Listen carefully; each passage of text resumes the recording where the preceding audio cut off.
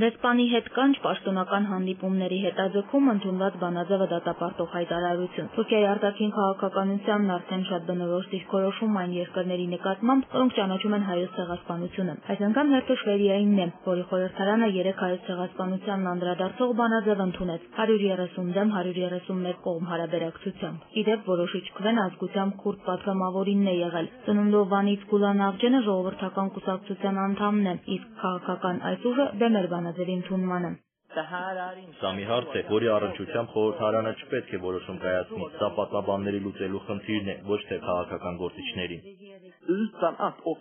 Ոճրագործության օրինական ճանաչումը պետք է տեղի ունեցած լիներ դեռ 1920-ին, սակայն բոլորս էլ գիտենք, Թուրքիան պատրաստ չէ ցեղասպանության ճանաչման օրինական գործընթացում քննարկելուն։ Իմ պարտքը հակազդելն ու ճշմարտությունը պաշտպանելն է։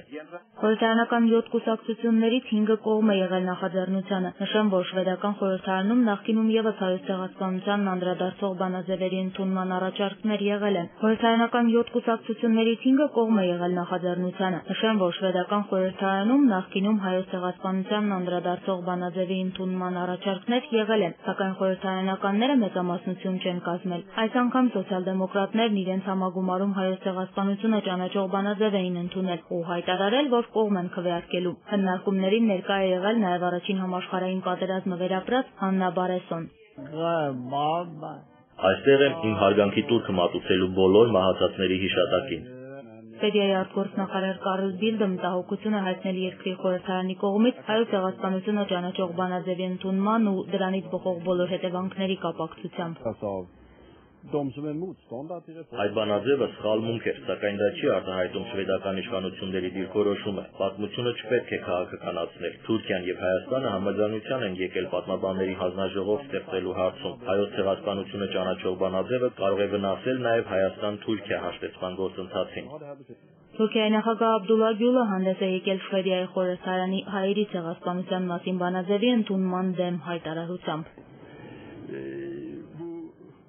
Մեզ լավ հայտնի է, թե ինչ կերպ են ընդունվում այդ որոշումները։ Մենք դրան էական նշանակություն չենք տալիս։ Ես կուզենայի կրկնել իմ այն միտքը, որ հայտնեցի Միացյալ Նահանգներում կոնգրեսի նմանատիպ բանաձևի ընդունման ժամանակ։ Եթե առանձին հարցնեի յուրաքանչյուր կողմ քվեարկածի կարծիքը, նրանք նույնիսկ 3 բառ չեն կարող ասել։ Այդ մարդկանց գործողությունները բխում են աննշան դրդապատճառներից։ Մենք չպետք է մեծացնենք այն որոշումների նշանակությունը, որոնք մեզ մոտ հարգանքի զգացում չեն առաջացնում։ 2010 թվականի մարտի 17-ին Թուրքիայի վարչապետ Ռեջեփ Թայիփ Էրդողանի այցը Շվեդիա չեղյալ է հայտարարվել։ Ստոկհոլմում Թուրքիայի դեսպանն էլ խորհրդակցության նպատակով Անկարա է կանչվել։ Խիստ հիասթափված եմ, դժբախտաբար խորհրդարանականները մոռացել էին, որ քաղաքական գործիչները նուռ արվեցին իրենց պատմաբաններ կարծելով, ու սա կործանիչ հետևանքներ է ունենալու մեր երկու երկրների հարաբերությունների վրա։ Շվեդիայի կողմից Հայոց ցեղասպանությունը դատապարտող օրինագծի ընդունումից հետո Շվեդիայի հասցեին քննադատություններով են հանդես եկել Թուրքիայի խորհրդարանական 3 կուսակցությունների ներկայացուցիչները։ Նաև որոշումը դատապարտող հայտարարությամբ հանդես է եկել Թուրքիայի կառավարությունը։ Կարանե Ավետիսյան, Երկիրն այսօր։